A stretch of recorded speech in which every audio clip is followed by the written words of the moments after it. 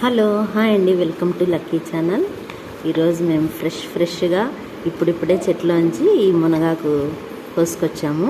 ఇప్పుడు దీంతో తాలింపు చేయబోతున్నాను. మనమంతా ఇలా ఆకు ఒలిచేసుకొని కడిగేసి క్లీన్గా ప్రిపేర్ చేద్దాము. ఎలా ప్రిపేర్ చేయాలో నేను చెప్పేస్తాను. ఇలా అంతా వాటర్లో క్లీన్ చేసి పెట్టేద్దాం.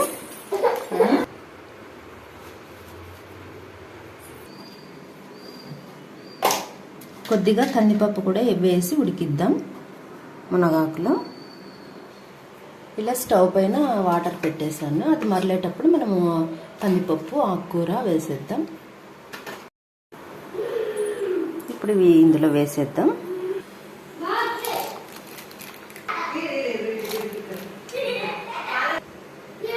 మునగాకు కూడా ఇందులో వేసేద్దాం.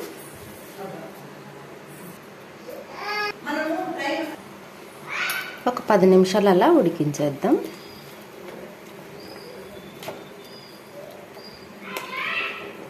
ఇది మనము చపాతీలోకి కానీ జొన్న రొట్టెలోకి కానీ చాలా బాగుంటుంది. ఇప్పుడు నేనైతే చపాతీ చేస్తున్నాను.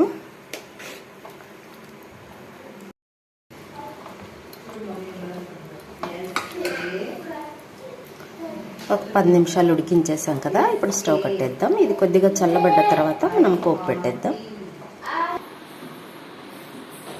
ఇలా మనం వాటర్లోంచి అంతా తీసి ఒక ప్లేట్లో తీసేసుకున్నాం. ఇది కొద్దిగా చల్లబడ్డ తర్వాత ప్రిపేర్ చేద్దాం. కొద్దిగా ఆయిల్ వేసి ఆవాలు వేసాను. ఇప్పుడు ఆనియన్స్ వేసేద్దాం. ఆనియన్స్ కొద్దిగా మగ్గిన తర్వాత మనము మునగాకు మొత్తం వేసేద్దాం. కొద్దిగా పసుపు వేద్దాం.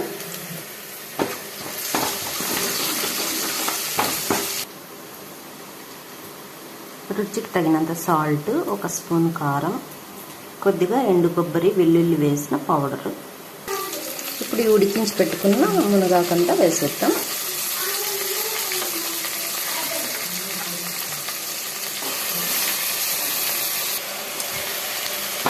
ఇప్పుడు ఒకసారి అలా వేసేద్దాం.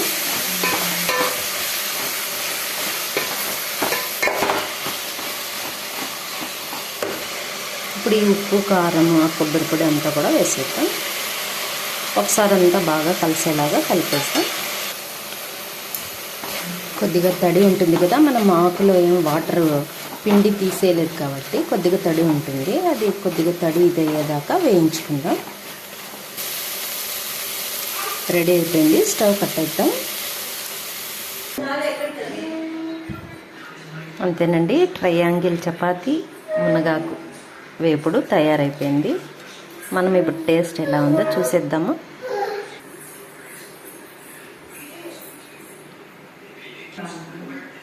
చాలా రుచిగా ఉంది అండి. మీరు కూడా చేసుకొని ఎలా ఉందో కామెంట్స్లో చెప్పండి. మా ఛానల్ని లైక్ చేయండి, షేర్ చేయండి, సబ్స్క్రైబ్ చేయండి. Thank you.